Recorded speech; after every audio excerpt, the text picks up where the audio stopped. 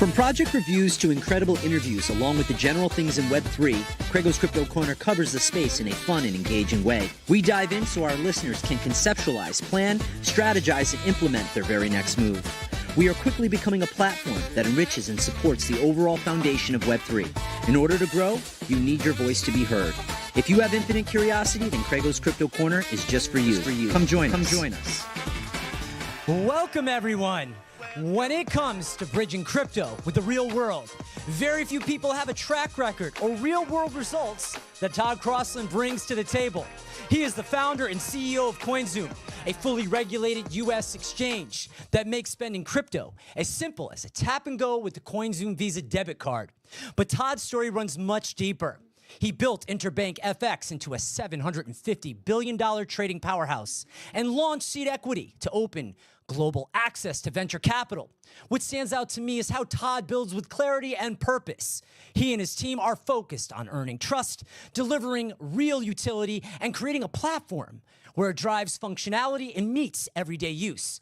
Whether you're brand new to crypto or already deep into this space, this conversation has something for everyone. We'll cover the practical onboarding tips, how CoinZoom protects your funds, and why regulation and security are the key drivers for adoption. I am honored to collaborate with such an incredible team of talented people, and I am pumped to welcome Todd Crossland to the show. GM Todd, how are you, my friend? Hey, great. Thanks for having me, Craig. Appreciate it. Absolutely. You know, I was getting prepared for this, and I'm looking at others, we'll just say other exchanges, because we never want to be super specific and call out names. There's just no reason. We'll talk about some of the failures of those of past, maybe lessons that you've taken from it. What is from you, just to kind of start it off, what is the biggest myth about using crypto in the real world that you see right now in our very day? I think, so blockchain is really taken the world by storm, and cryptocurrencies. So there's over 600 million people now that own cryptocurrencies around the world.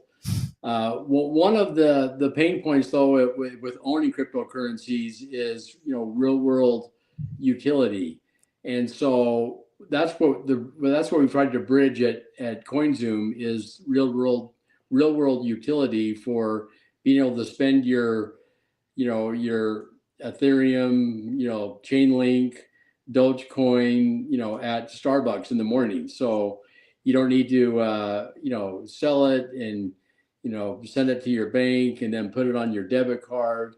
We do all that for you. For me, I use it every single day now, and I absolutely love it. It was my wife's birthday yesterday, and I said, "Here, honey, take the card, and you only end up spending one of those cryptos that you don't necessarily." She's like, "What is all this crypto thing?" So I get to show her real world utility finally with my CoinZoom Visa debit card. Your background is in traditional finance. Where did you get bit by this crypto bug and say, I know what we need to do? We need to launch a crypto exchange. How did the birth of that idea happen? Well, it kind of goes back to our previous, we started a futures and commodities exchange called Interbank FX, and we had a partnership with Visa. So we issued a Interbank FX Visa debit card that you could access the funds in your trading account. And so that was kind of real world access to your trading account, made it easy for customers. And so fast forward, after we sold the firm, we started a broker dealer, registered with the SEC and FINRA in 2014. And then 2018, it was actually my son, Ben, that, is a co-founder with me. And he's the one that said, he'd graduated from college and he was looking, he was into the crypto scene and a lot of the similarities as far as, 24-hour trading, a matching engine for liquidity, a lot of the similarities with the team that we built at Interbank and technology. And then we thought about the real world pain point of spending crypto. And so that's where, Ben and I talked to, Paxton Powers, our CTO. He was one of our founders with us. And we're gonna get you back, Todd. Hold on one second. Oh boy. Hold on one second, everybody. By the way, I want to say thanks to everybody who's in the YouTube channel. We've got 115 people in there. We've got a little over 200 people in the X space, so that's fantastic. We're going to get Todd back. No worries at all. I think it's really kind of interesting when you look at the story, right? The idea, the conception launched in 2015, or the idea of it, and then 2018, I believe he was saying, was the launch. So that to me is powerful. They've had this time and this ability to build up. There you are, Todd. How are you? Okay, good. Sorry, I call came in, so You're sorry. good. You're good. It's technical. Don't worry about it. So let's, if I can I just want to rewind with you for a second. The idea, 2015. Then the launch of CoinZoom was 2018, along with your son, Ben. So let me just throw this to you. A lot of people, the you know, they call it the FUD, the fear, uncertainty, and doubt around crypto. And there was a belief. Where did that steadfast belief for you, right? Because you had this amazing team at Interbank FX, and here you were just about to go on the precipice of what I call the Web3, the next iteration of the internet with digital money. Where did the bug bite you? I wanted to kind of dive in on that. Was it Bitcoin? What was it? I think the being at the forefront of this new industry, volatility was really interesting for us. We liked volatility in our previous business, and then we really thought that we could provide a differentiated model for utility in the space, and so that's where we got excited about it. And I love the idea of a different model. Is there something from the other exchange? I'm going to do the air quotes. And anybody who's on X, if you want to join over to YouTube and check us out, our handsome faces. Todd, you're looking great tonight, and I love the backdrop.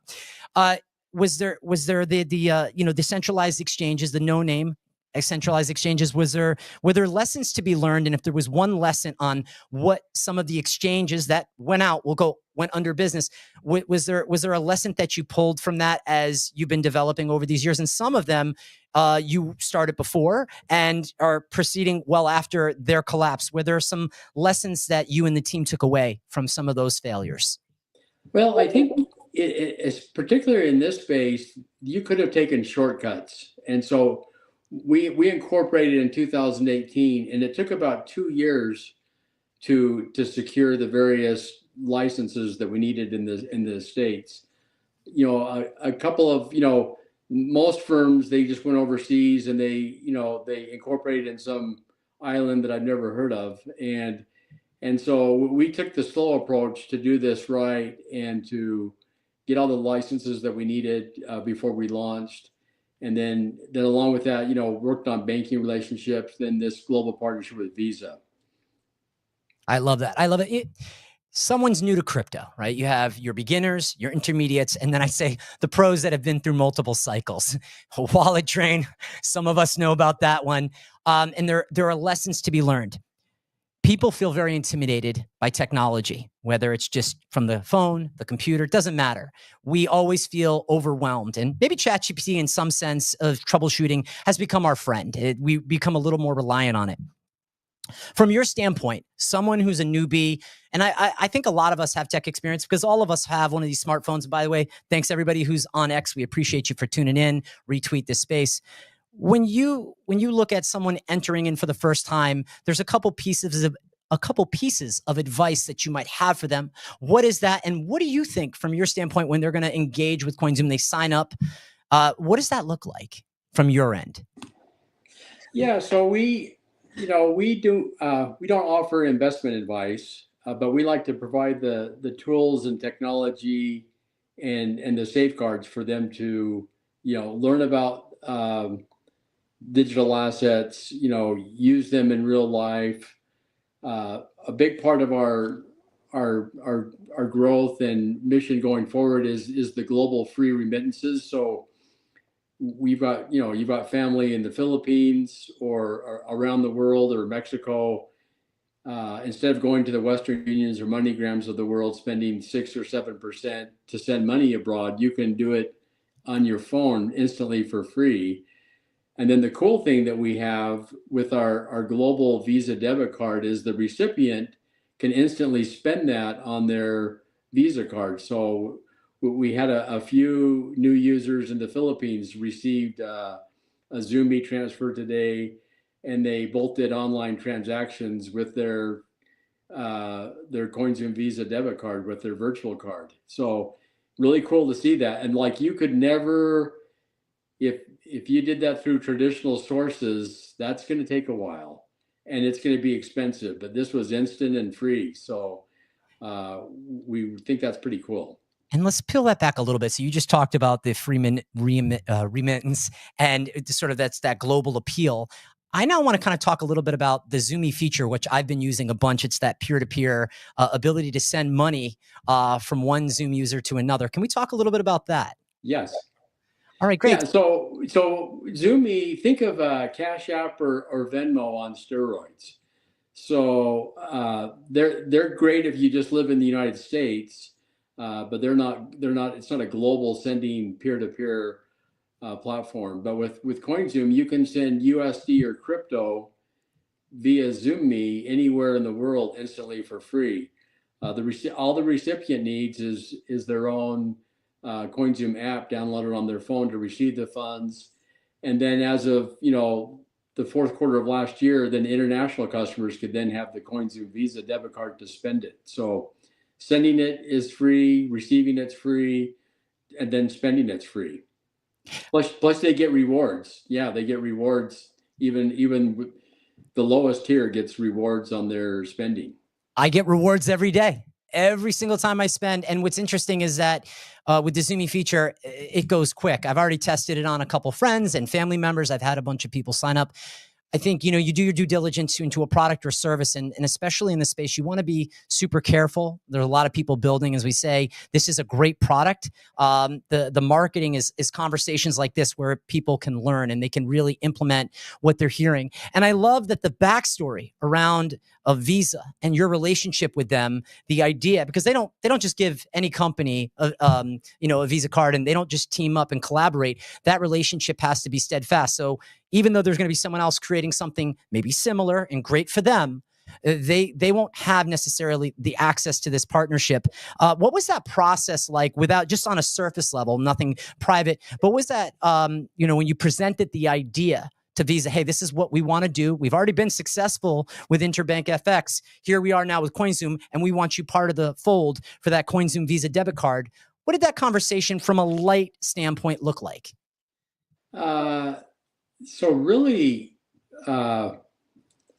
refreshing. I mean, so they've really embraced this technology and digital assets and money movement, and so there wasn't a lot of pushback. I mean, getting Visa's approval is one thing. Then you need a payment processor. You need 11 other things. That's where the real pain point comes in. After you get the contract with Visa. Yeah, so from the standpoint of, we just talked a little bit about, and I appreciate you explaining that. We just talked about the, real world utility, right? Yesterday I went out, gave my wife the card. I actually had gotten gas, and then you see the rewards adding up. And so I want to talk to you a little bit about the Zoom token, because I'm really excited about that. And in our last space last week, and by the way, everybody who's listening in, May 7th, 8 p.m. Eastern Standard Time, we're going to be doing another X Spaces, and we've got a special guest that's going to be coming in, a few of them, but one particular community that is, that's of my heart.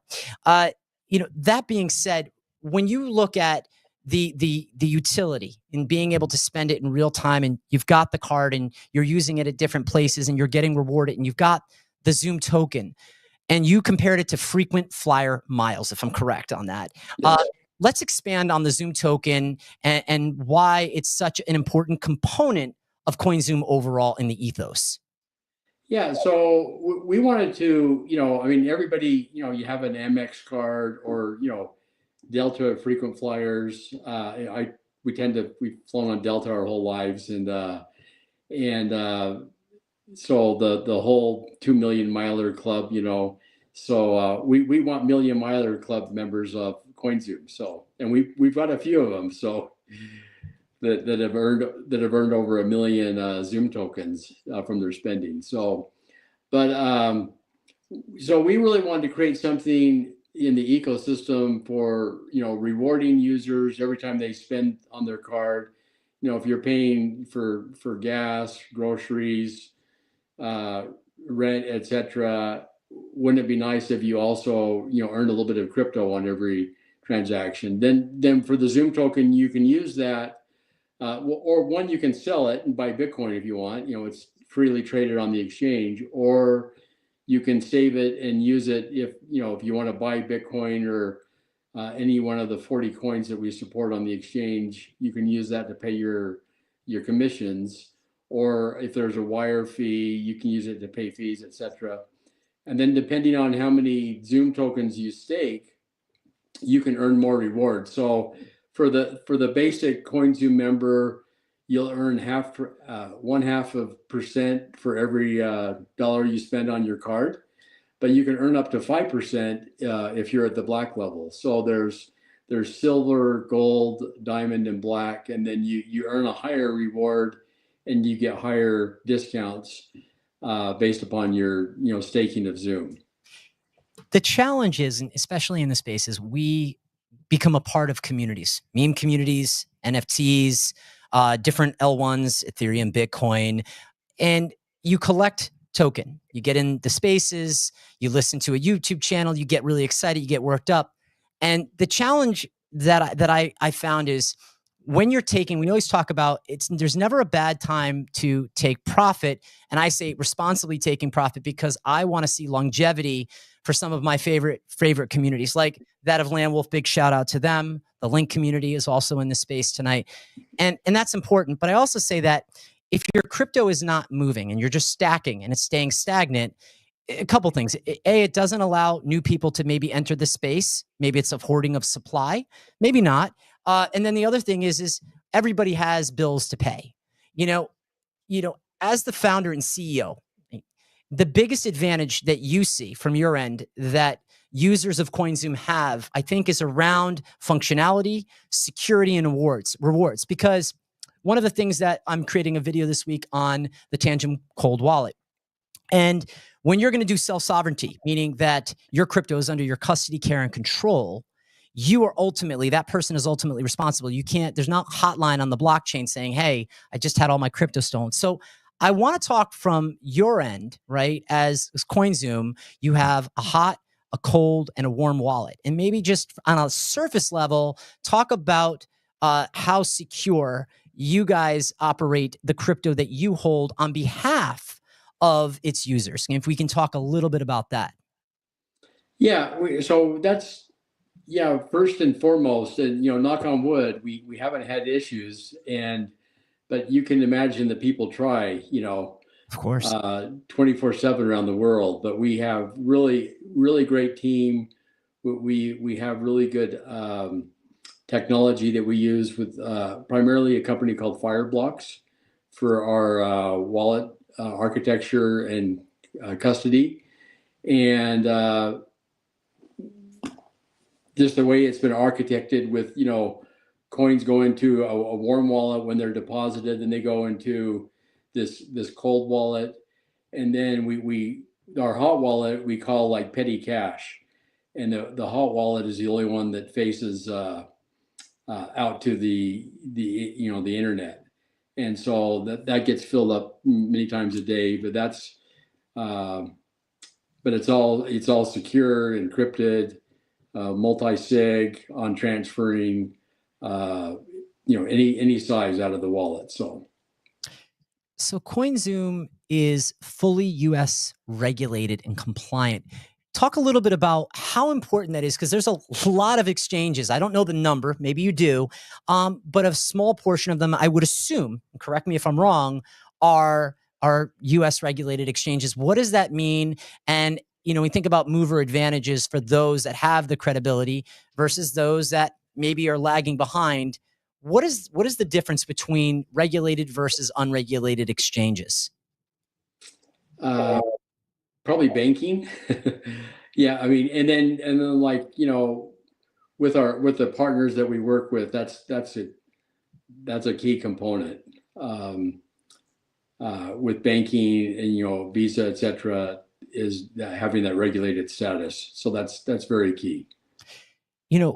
CoinZoom is, as you just said, right, is the way that you guys have it set up with Fireblock and making sure that all the protocols and people are going to work around the clock. I mean, again, I'm assuming, and I'm not one, that that the people looking to steal people's crypto, which happens every single day, it's a job for them. It's a career, unfortunately, but it's one that we need to be, all of us need to be vigilant on.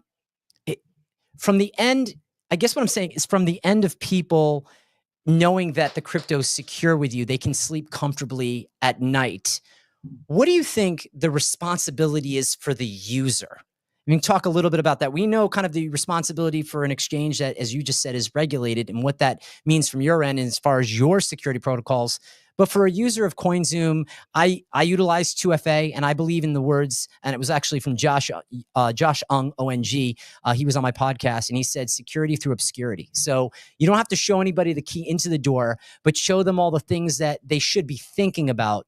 From a user standpoint, when they're engaging and interacting with your app, are there a couple security protocol things that you would just advise on without giving financial advice? I'm just throwing that out there. Yeah, I mean, there's a whole spectrum of what you'll see out there. People sharing their passwords or really weak passwords, or not. They lose their 2FA, and we can help recover those for customers. But I think first and foremost, and I think this just not just with CoinZoom. I think everybody should have their own password manager that you keep. Really secure, strong passwords in a password manager for all of your, accounts or devices, exchanges, and then utilize the 2FA, facial recognition, and there's not too much that you can do. But I think as long as you have, I think strong password, you never share your password. You use a password manager, use 2FA, you're going to be fine. Because really, if you want to do a withdrawal from CoinZoom, you have to use 2FA to do that withdrawal, and so that's really saved a lot of people over the years from having that requirement. So there's an exchange, because could do the air quotes again. A friend of mine had come into this. Thank you, by the way, JN. Shout out to you. I appreciate that you love this interview. A friend of mine was on a no-name exchange. It is regulated and all that stuff, and they had a bunch of tokens. And so what happened was someone was able to get through, and they were able to exchange those tokens into the coins of their particular blockchain. But what stopped the eventual drain of that is what you just said in part, in something that you guys have as a security mechanism. You also mentioned on the end of 2FA, and you also said if you don't have password management with passwords that are more complex, you're literally leaving yourself at risk. And what for, right? Because there's been so many great people that have gotten out of this space because of the devastation by not doing the due diligence, by taking the time, by thinking, you don't have to be rich. It's not about being rich overnight. It's not a race. It's a pace, and we want to really make sure that we're making the right moves the first time. And one of the things that I love about you and your team is, and that was part of my point, is that with this no-name exchange, I almost said it, that if you try to go to their help center, not available. So by the time the stuff is locked up, it's a problem. So the one thing that I want to say, just to shout testimony, well before I created a video that I dropped in March, and then we had our conversation and I spoke with your team, and I love the ethics and the hard work and the drive and the determination to really help to build the CoinZoom brand and get it out there so it's tap and go with Visa, was the fact that I had a bunch of questions, and I hit your help team with it well before we ever had a conversation. And it was refreshing. It made me feel comfortable. It still makes me feel vigilant, because I want to make sure that if I'm putting my money with you guys and that I can spend it in real time for products and services, that I want to know that it's going to be there in the morning.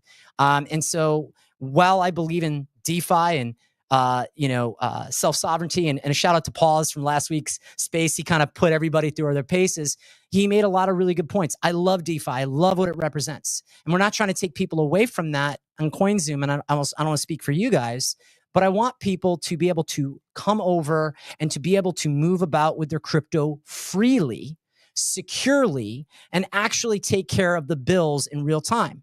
At some point, you might be able to pay with crypto, just through your DeFi wallet. And I'm sure there are protocols, but those protocols put at risk. Why not have a traditional platform like yours that makes sure that is securing the overall crypto, and that if there is an issue, you have a help desk? Talk to me a little bit about customer service from your end. And that's really what I wanted to kind of dive in, is a little my experience. But how important from your end is that help center, making sure that when people do have an inquiry, that they're able to either get an email response, or I was able to get on the phone. And this is before our conversation. How important is that to you guys at CoinZoom? I think it's key. And that the whole customer support space is evolving with the chat GBTs of the world, and which are really cool for just the basic how do I log in answers. But I think providing that customer support and real-time answers, I think is key. And we're continually investing in that and growing that part of the business. I love that.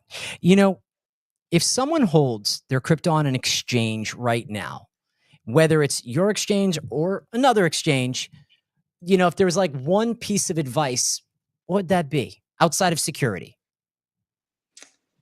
Yeah, I think, besides the security, I would say limit your risk as well.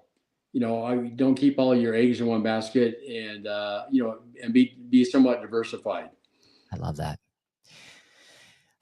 If someone, we've covered a lot of ground. We talked a little bit about the Zoom token. We've talked about the Zoomy feature, which I am so absolutely blown away by. And I love that people can onboard. Let's talk about the KYC process. I find it to be seamless, but I want to hear from your end as the CEO and founder what your thoughts are around that process.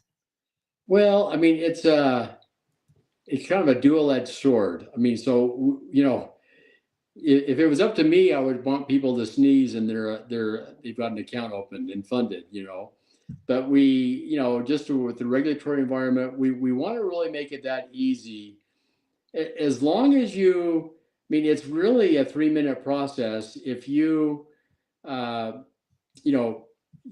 take a picture of your driver's license or your passport, it kind of pre-populates your information. You acknowledge that, you do your selfie, and as long as the selfie matches your driver's license or passport, it generally sells through in about 3 minutes.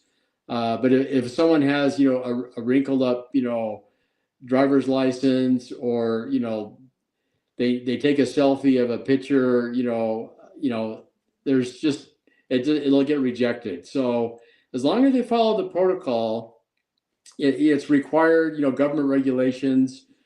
We have to do sanction screening, and there's a terrorist watch list, which is global, that gets screened. And so we really don't have that issue at all on the exchange, but it's just something that we do that automatically happens in the background. So it's nothing that the customers have to worry about. But we've really spent a lot of time enhancing that part of the process, because that's a pain point when you have to do that. And you want to make the customer feel that it's secure, because they're entering their social security number, a copy of their driver's license, and it's secure, encrypted, and it's required by law for us. Where is CoinZoom 12 to 24 months from now? And the reason I ask that question is you guys have played the long-term game. I mean, we're talking 8 years since 2018, if my math is correct. And then 3 years before that, the idea, the inception of what CoinZoom could be, with the relationship that you had from Interbank FX. What does CoinZoom look like 12 to 24 months from now? Well, we've issued about 118,000 Visa cards in 152 countries since November. Wow. And the goal is really, we would like to have a few million Visa cards issued in the next 2 years, in 150 countries that we can issue in around the world. Yeah, I love that. And by the way, not speculation, but what do you think happens to the Zoom token? The more people that are using it for functionality, from a functionality standpoint, is tremendous. What is one thing right now you believe in fintech or crypto that you think most people aren't really aware of? They're just not paying attention to it. Well, it's been since November, it's been a pretty exciting time. I mean, so there's a new sheriff in town with the SEC, with the CFTC, with the FDIC, the OCC. So the banking sector, the Treasury, Commerce. I don't think that there's really a government in the world that's as crypto friendly right now than the U.S. is. So it's kind of shocking how positive this has been for our space. And as an owner of the company, seeing the headwinds that we had kind of become tailwinds is really exciting, and really just gives us more excitement for what we're building and what we want to offer customers, going forward. What was it about the digital currency or decentralized finance that first captured your attention? And I know I keep coming back to that bug. And actually, before I do, something that was actually the CoinZoom main account put in there as a comment. Yep, we want to give customers the support that they want. Some people do not like chatting with humans. I'm a social creature by nature, so I like to have a conversation, kind of peel back and learn by asking. Some people like to email, and maybe there's a text feature as well. So I just think that's really important, just to kind of put that out there. But yeah, we've added AI to our help desk, and so there's an AI bot that's incorporated to the help desk. I mean, if they want to go forward further, but they can, every help article that we have and every FAQ is incorporated to the AI bot that we have now. So that, how do I reset my 2FA? How do I, buy Bitcoin? And people generally, they just want an answer. I mean, if they need further help, we're happy to help. But like they mentioned in the chat here, we want to deliver the support that they're looking for.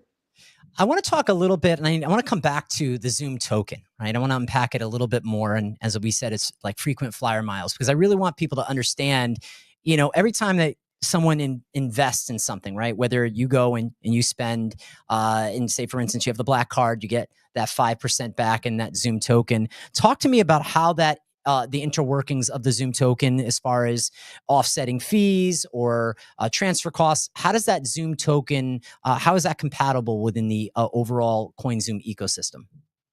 Yeah, so just a little background. So there's 600 million Zoom tokens that were minted. Yep.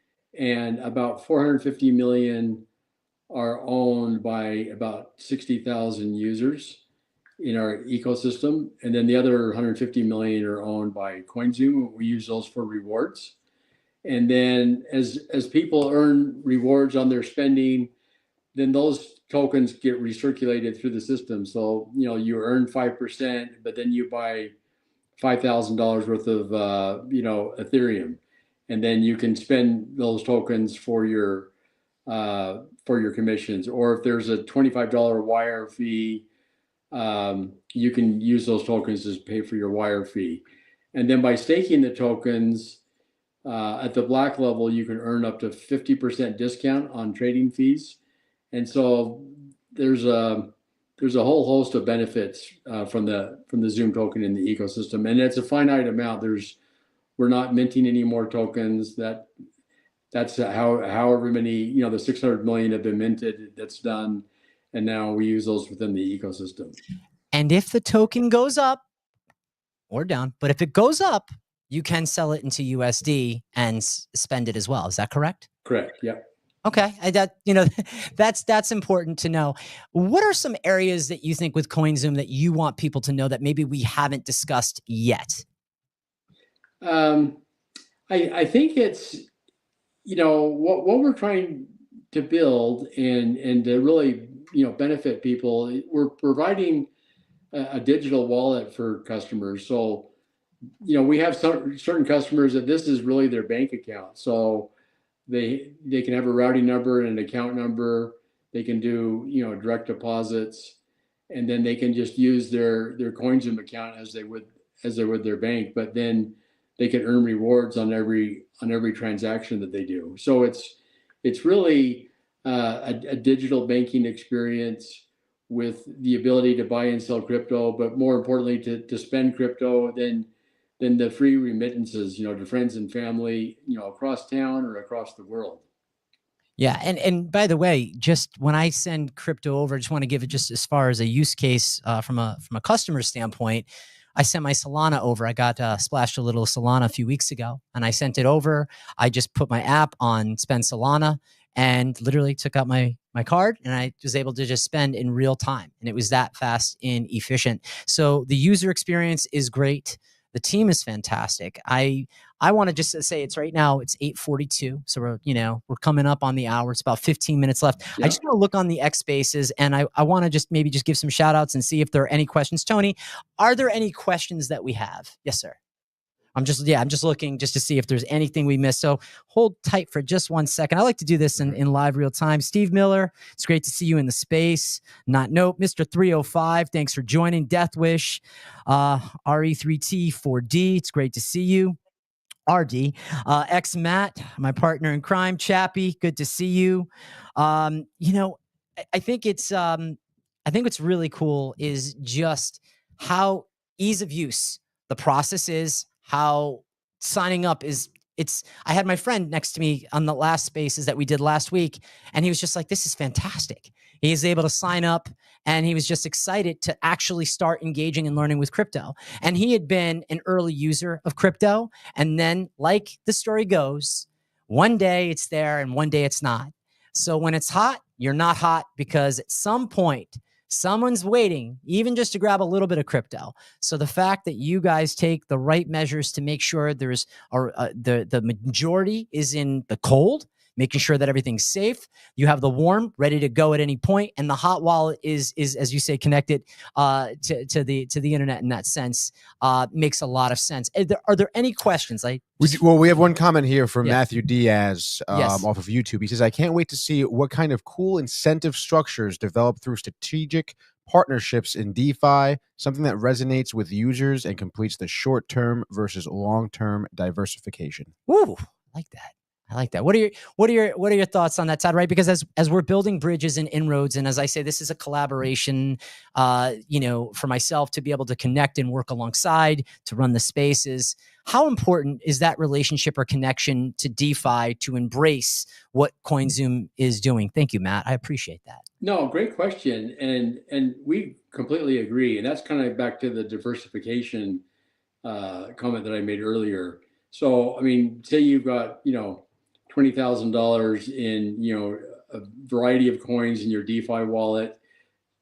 You can keep them there. Maybe you want to spend $500 a month on your CoinZoom Visa card. So you can send that over to your CoinZoom wallet, spend it, and keep the balance in your DeFi wallet. So we think that there's a need for both. I love that. They're married. They're a couple. It's a team effort. Now, you said 118,000 Visa cards currently, correct? How many? Correct. And how many countries? 152. All right. So let me ask you a fun question. You look at probably spending habits, and again, nothing private. Spending habits. What is the number one thing people are buying with their CoinZoom Visa debit card? Amazon Market. Of course, that's probably the number one thing for everybody in the world. So maybe that's easy. But there's and I glanced through it in the mornings. Start of the day. There was an ATM. Someone spent Tether at an ATM in Thailand this morning. There was somebody buying pizza in Bahrain, and then the a bunch of people in London right now spending, France. You see Ubers all the time in Tokyo. It's fun to see what people are doing, and then about 51% of the transactions are done in crypto, which is interesting. And Wow. so we launched the Trump meme coin like everybody else did when that went live, and someone spent $200 on the Trump coin today on dinner. So anyway, it's just like. Oh, that's great. Anyway, but it's interesting. We support about 40 coins on the exchange, and every coin gets spent. So number one coin is Tether for spending. Number two, I think, is Bitcoin though, but number one is Tether. I'm surprised by that, right? Because I'm thinking like I'm channeling Michael Saylor in my mind. You don't spend Bitcoin. You don't do anything with it. You just keep grabbing, accumulating more. So the fact that people are spending Bitcoin, I don't know, maybe if I was to make the assumption is, look, we've got everyday bills. I love digital gold. Real gold is great too, and all the other precious metals. But when it comes to digital gold, it's Bitcoin, and people are willing to spend that. Did that fascinate you? It's like, wow, wait, I did not expect Bitcoin. Yeah, I agree. but Ripple, USDC also. Yep. But there's a whole variety every day. You've got 40 different cryptos. And by the way, this call to action, we didn't put our link out here. I put it up enough. It's in my profile. Feel free. I just want to see people joining and signing up. Yes, I'd love you to go through the link, because again, it continues me to do these great things with you guys. When we look at 40 different cryptos, right? If we say next year or a year from now, there's a process, and I might press you on Spaces just to ask, are there any new cryptos that might be coming in the months to come? I just wanted to kind of lightly ask that question. Yeah, it's easier to do that now, as I mentioned, with the new administration. I mean, we were pretty gun shy with Gensler as the SEC chair. I think a lot of people were. Yeah, so we're actively looking at different projects right now, and especially something that would could benefit the community. Like a community that has 10,000-20,000 users, and that they could be interested to spend their coin occasionally on their Visa card and earn rewards. Yep. I think that makes a lot of sense. Yeah, and I also think there's a number of meme communities along with multiple blockchains, one I had mentioned before, wink, wink, that I think have powerful communities that want to actually spend in real time. And I think if crypto is stagnant, any crypto for that matter, and it's not moving, it's being hoarded and then it's being manipulated. Whereas if you use it in real time for real products and services that we use every day, that's important. I want to just do a quick call to action, a few of them, but one in particular is people just go to the App Store. Read about CoinZoom. Watch some of the content I've put out. Go follow the CoinZoom page. I don't know if they're into our X right now, but just in general, learn about what it is that you're doing before you dive in. Todd, I'm looking forward to next week's space and preparing for that and talking a little bit about the market. And, obviously we talked 118,000 Visa cards, 152 countries. Surprised that the number one crypto on your app spend is Tether. Number two, of all things, Bitcoin. That's gonna numb my mind. And do we have Bitcoin and Tether? Interesting. I know. That's what I'm saying. 40 cryptos right now, but because of this administration, expect that might expand a little more, which would be fantastic. And I'm a fan. One of the things that really attracted me to this space is the teamwork, the camaraderie, great communities that I believe in that are doing things to really push it forward. Not just building. And how is exciting? Let me just throw this out to you. How exciting is it for you when you watch not a crypto that's manipulated? I want to be really careful on this, but you watch a community like, let's talk about Pepe. I want to use Pepe. look at what happened to that. And that was, I would say, a phenomenon. And by the way, the artistry in the hand of Matt Fury, it's kind of why what caught my attention with the Boys Club meta, that of Andy, Landwolf. I love that community. What were your thoughts when you saw that meme coin just doing crazy things like Doge, like Shiba Inu? What are your thoughts when you see people rallying around and building value? No, I think that's really exciting because it's an open, canvas for anybody in the world that comes up with the idea and utility, and they can do it. And so it's kind of the American way. And it's the way for, I think, entrepreneurs globally that with the blockchain space in particular, that they can create things that have meaning and that create utility for big communities. I mean, unfortunately, it's brought out some bad actors as well. And so I think there is a place for regulators. There is a place for the SEC and regulators to try and control the bad actors. But I think what's exciting is that if you've got an idea and you have something that can provide utility for a community, you can find a home in this market. I like that. There's a difference between capitalism. Gordon Gekko, what do you say? Greed is good. Greed is good if it's tamed, if you utilize that fire to actually build things that people can utilize. And I just want to throw the call to action. Guys, go to the App Store, pull up CoinZoom, download it, check it out, play with it. I'm not even asking you to sign up yet. Just look at it, feel it, go to the CoinZoom account, follow the account, check it out. Todd, what an honor to have this conversation with you and dive in. And I've got to ask, right? I know that it's the first podcast and we're going to be doing one next month. There will be a surprise guest and doing this collaboration. Is there anything on tonight's podcast that's been running in your mind going, I want to talk about this with Craig, but I haven't yet?